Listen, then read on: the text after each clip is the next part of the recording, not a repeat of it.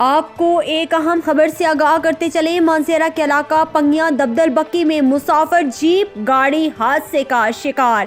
ایک بچی سمیت 2 افراد موقع پر جاں بحق جبکہ 5 افراد زخمی۔ حادثہ گاڑی کے گہری کھائی میں گرنے کے باعث پیش آیا۔ تفصیلات کے مطابق مقامی پولیس ذرائع نے بتایا کہ گزشتہ بدھ کی شب مانسہرہ کے علاقہ کونچ ویلی کے گاؤں پنگیاں دبدل بکی جرگلی کے مقام پر ایک مسافر جیپ گاڑی نمبر 0768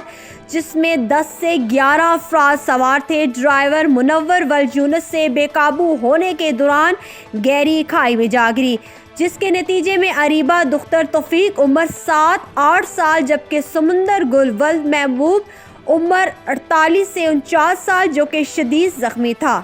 زخمیوں کی تاب نہ لاتے ہوئے دم توڑ گیا، جبکہ حادثے میں ایک خاتون سمیت 5 افراد زخمی ہوئے۔ زخمیوں میں محمد یونس، سید غلام ولد ہانی زمان،